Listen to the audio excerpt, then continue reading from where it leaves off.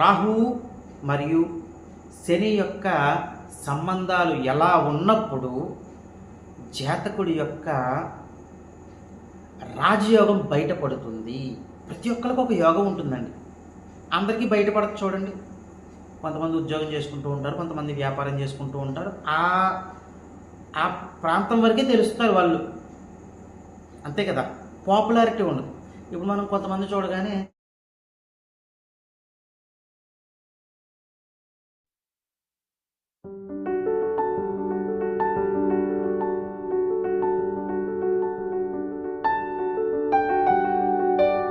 శ్రీ మాధవానంద గురుభ్యో నమః, శ్రీమాత్రే నమః. శ్రీ మాధవానంద భక్తి యూట్యూబ్ ఛానల్ ప్రేక్షకులకు నమస్కారం. ఇక ఈరోజు మనం విశేషంగా ఒక కొత్త విషయం గురించి తెలుసుకుందాము.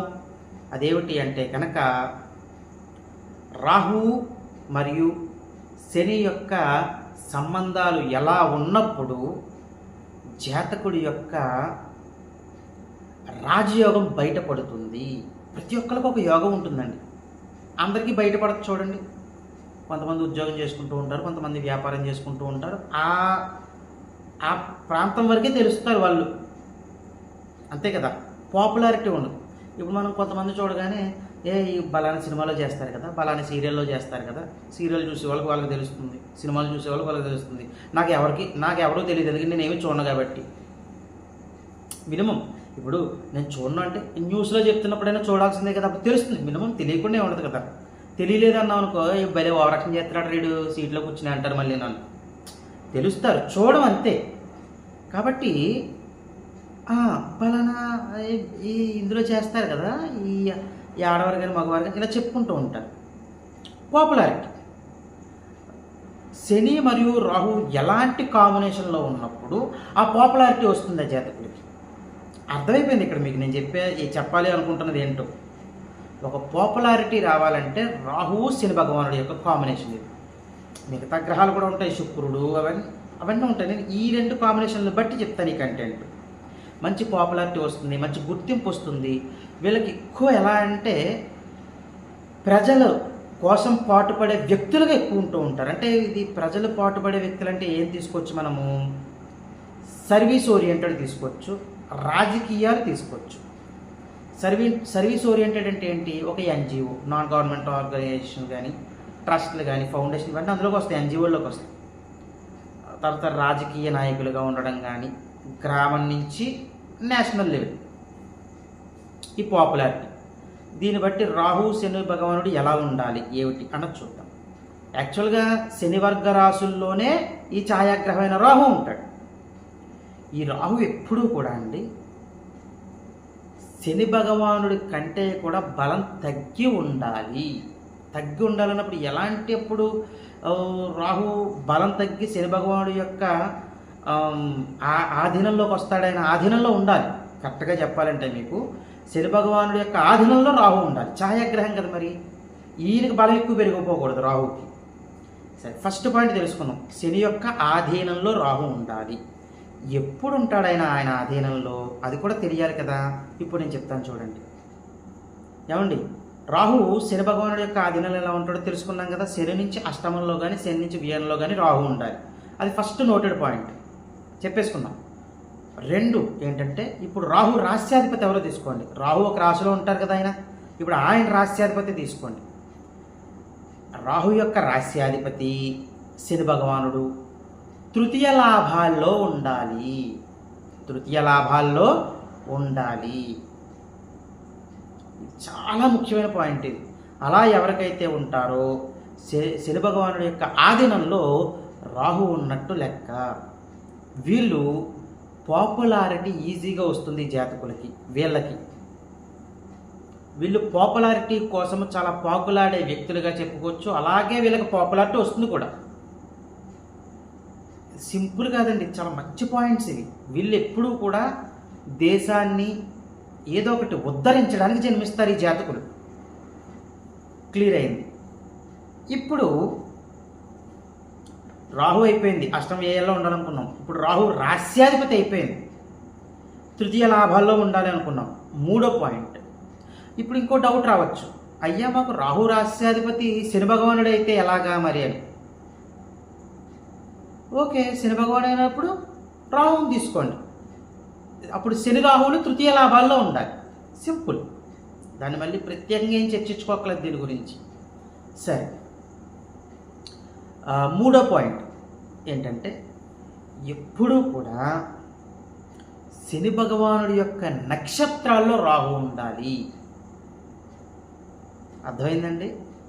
శని భగవానుడి యొక్క నక్షత్రాల్లో రాహు ఉండాలి. అప్పుడు శని భగవానుడి యొక్క ఆధీనంలో రాహు ఉన్నట్టు లెక్క. పుష్యమి నక్షత్రంలో, అనురాధ నక్షత్రంలో, ఉత్తరాభాద్ర నక్షత్రంలో రాహు ఉండాలి. ఇక్కడ మీకు వెంటనే సందేహం రావచ్చు, అదేంటండి పుష్యమి నక్షత్రం కర్కాటక రాశి, అది జలతత్వ రాశి అవుతుంది కదా. ఇప్పుడు వృశ్చిక రాశి, అనురాధ నక్షత్రం అంటే వృశ్చిక రాశి, అది జలతత్వ రాశి అవుతుంది. ఉత్తరాభాద్ర నక్షత్రం అంటే మీనరాశి, అది కూడా జలతత్వ రాశి అవుతుంది. జలతత్వ రాశుల్లో రాహు ఉండకూడదు కదండి. ఇక అర్థమైందని చెప్పింది. రాహు ఉండకూడదు కరెక్టే, కానీ ఇక్కడ మనము శని భగవానుడి యొక్క ఆధీనంలో రాహు ఉండడం మంచిది అని చెప్పుకుంటున్నాం. ఈ కంటెంట్ ఇది వేరు. ఇలా ఉంటున్నప్పుడు వీళ్ళు పాపులారిటీ పొందే అవకాశాలు ఎక్కువ ఉంటాయి. వీళ్ళు పాకులాడతారు సమాజానికి ఏదైనా చెయ్యాలి అని. క్లియర్ అయిందా? అందుకే శని భగవానుడి యొక్క నక్షత్రాల్లో ఎప్పుడు కూడా రాహు ఉండడం చాలా మంచిది. ఇక్కడ ఇంకో ముఖ్యమైన ఒక పాయింట్ చెప్పాలి. శని భగవానుడి యొక్క నక్షత్రంలో రాహు ఉండాలి కరెక్టే. ఇక్కడ ఇంకొకటి ఏంటంటే రాహు నక్షత్రాల్లో కూడా శని భగవానుడు ఉండొచ్చు. చాలా మంచిదండి.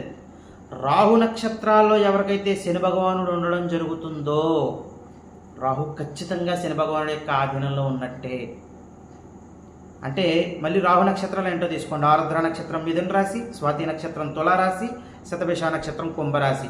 ఇదంటే కచ్చి మిత్ర క్షేత్రాలు శని భగవానుడు. చూడండి, అర్థమైందా? ఇందాక రాహు యొక్క వీక్ పాయింట్, జలతత్వ రాశుల్లో రాహు వీక్గా ఉన్నాడు, శని భగవానుడు యొక్క ఆధీనంలో ఉన్నాడు. ఇక్కడ రాహు నక్షత్రాల్లో శని భగవానుడు ఉన్నాడు, శని భగవానుడి యొక్క బలం పెరిగింది. అంటే రాహు మళ్ళా శని భగవానుడి యొక్క ఆధీనంలో ఉన్నట్టు లెక్క. ఒక్కొక్క కంటెంట్ ఒక్కొక్కలా ఉంటుందండి. ఇక్కడ ఈ కంటెంట్ చాలా ఇంపార్టెంట్. ఓకేనా? మీకు క్లియర్ అయింది కదా? ఇక్కడ ముఖ్యంగా ఇందాక మనం చెప్పుకున్నాం కదా, శని భగవానుడి యొక్క నక్షత్రాల్లో రాహు ఉన్నప్పుడు ఆ రాహుని శని భగవానుడు చూస్తే చాలా మంచిది. చాలామంది శని భగవానుడి యొక్క దృష్టి గురించి తప్పుగా చెప్తూ ఉంటారు. అమ్మో 3, 7, 10 దృష్టిలు చాలా ప్రమాదకరమండి, శని భగవానుడు చూస్తున్నాడండి, మీకు అందుకే నష్టాలు వచ్చాయండి. అది కరెక్టే, కానీ అన్ని విషయాల్లో శని భగవానుడి యొక్క దృష్టి ఘోరం కాదు. శని భగవానుడి యొక్క దృష్టి ఒక్కొక్క విషయంలో యోగాన్ని ఇచ్చి తీరుతుంది. అర్థమైందా? ఇక్కడ ఎవరికైతే రాహువు శని భగవానుడి యొక్క నక్షత్రాల్లో ఉండడం జరుగుతుందో, అంటే పుష్యమి, అనురాధ, ఉత్తరాభాద్ర ఎవరికైతే ఉండడం జరుగుతుందో అప్పుడు ఆ రాహువుని శని భగవానుడు చూడడం చాలా మంచిది. అప్పుడు రాహు శని భగవానుడి యొక్క ఆధీనంలో ఉన్నట్టు లెక్క. ఎవరికైతే రాహు శని భగవానుడి యొక్క ఆధీనంలో ఉండడం జరుగుతుందో వీళ్ళకి ఖచ్చితంగా పాపులారిటీ వచ్చి తీరుతుంది. మీరు రాసుకోండి. ఇది అసలు కంటెంట్. ఇప్పుడు నేను చెప్పాలనుకున్నది ఇదే. పాపులారిటీ వస్తుందా రాదా? ఖచ్చితంగా వస్తుంది. చెప్పాలి కదా, వస్తుందా రాదా అన్నది తెలియదు కదా వాళ్ళకి. ఇలా ఉంటే ఖచ్చితంగా వచ్చి తీరుతుంది. ఆ జాతకులు అత్యంత అదృష్టవంతులు. వాళ్ళు ఒక సమాజాన్ని ఉద్ధరించడానికి జన్మిస్తారు ఆ జాతకులు. క్లియర్ అయిపోయింది. ఇంక పాయింట్ ఇంతకు స్టార్టింగ్ ఒక పాయింట్ చెప్పుకున్నాం మనం. ఏంటి?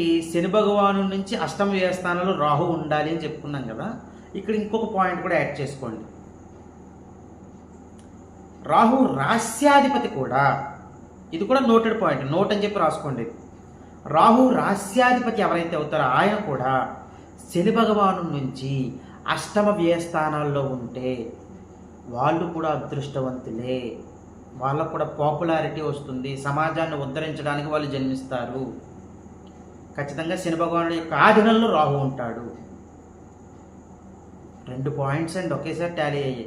శని భగవాన్ నుంచి అష్టమ వ్యయస్థానంలో రాహు ఉన్నా, అదే శని భగవాను నుంచి అష్టమ వ్యయస్థానంలో రాహు యొక్క రాస్యాధిపతి ఉన్నా ఇంతే అదృష్టం కలుగుతుంది. మీకు ఒక సందేహం రావచ్చు, రాహు రాస్యాధిపతే శని భగవానుడు అయ్యాడు, శని భగవానుడు అష్టమ స్థానంలో ఉండడు కదా, అక్కడికి తీసేసేయండి. అక్కడ ఏం చెప్తాం మనము, రాహు రాస్యాధిపతి శని భగవానుడు అయినప్పుడు శని భగవాను నుంచి రాహువే మనం చెక్ చేసుకోవాలి. మెయిన్ ఏమిటది, ఇప్పుడు అదే రాహు శని భగవానుడు ఇంట్లో ఉన్నప్పుడు శని నుంచి శని అష్టమ వ్యయాల్లో ఉన్నాడు కదా, అప్పుడు రాహుని తీసుకుంటాం.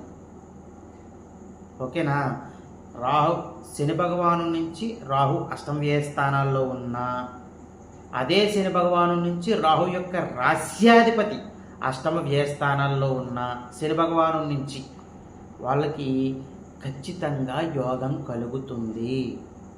వీళ్ళు సమాజాన్ని ఉద్ధరిస్తారు. అన్ని పాయింట్స్ టాలీ అయిపోయాయి, ఎక్కడ సోది లేకుండా అయింది. చూడండి వీడియో, టక్ టక్ టక్ టక్ మని.